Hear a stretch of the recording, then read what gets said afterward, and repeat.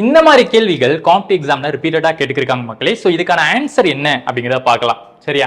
So நமக்கு நல்லா கவனிச்சிங்கன்னா ஒரு ட்ரையாங்கிள் இருக்கு, ஒரு ஸ்கொயர் இருக்கு, ஒரு சர்க்கிள், அதாவது வட்டம், சதுரம், அது மட்டும் இல்லாம முக்கோணம் இருக்கு. சரியா? இதுல என்ன சொல்லியிருக்காங்க? ஃபர்ஸ்ட் பாயிண்ட் பாருங்க. The triangle in the figure depicts woman in village. So triangle எதை மென்ஷன் பண்ணுது அப்படின்னு பாத்தீங்கன்னா வில்லேஜ்ல இருக்கக்கூடிய உமனை பத்தி சொல்றாங்க. சரியா? அதுக்கு என்ன சொல்றாங்க? ஸ்கொயர் எதை பத்தி சொல்லுதுன்னா அன்எம்ப்ளாய்டு உமனா. சரியா? வேலை இல்லாம இருக்கக்கூடிய பெண்கள். சரியா? வேலையில்லா பெண்களை பத்தி சொல்றாங்க. அடுத்து வட்டம் எதை பத்தி சொல்லுது அப்படின்னு பாத்தீங்கன்னா படித்த பெண்கள். சரியா? இதை வச்சு என்ன கேக்குறாங்க? எது கிராமத்தில் படித்த வேலையில்லா பெண்களை குறிக்கிறது அப்படின்னு சொல்றாங்க. சரியா? ஃபர்ஸ்ட் பெண்கள்னா என்ன இருக்கும்?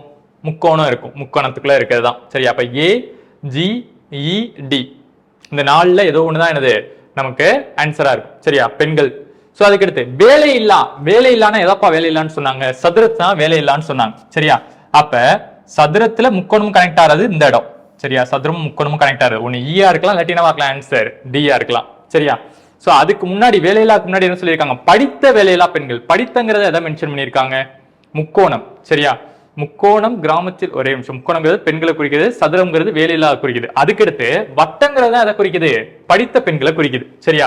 அப்ப வட்டத்தையும் கவர் பண்றது இதுப்பா இந்த இடம் தானே வட்டம் கவர் ஆகுது. அப்ப ஆன்சர் என்னது? இ தான் நமக்கான ஆன்சர். சோ ஆப்ஷன் டி என்பது நமக்கு சரியான விடை. இதே மாதிரி இன்னொரு கேள்வி டிஸ்பிளே பண்ணியிருக்கேன். இந்த கேள்விக்கான ஆன்சரை கமெண்ட்ல பதிவு பண்ணுங்க. இதே போன்ற யூஸ்ஃபுல்லான வீடியோக்கு நம்மளை ஃபாலோ பண்ணிக்கோங்க. நன்றி.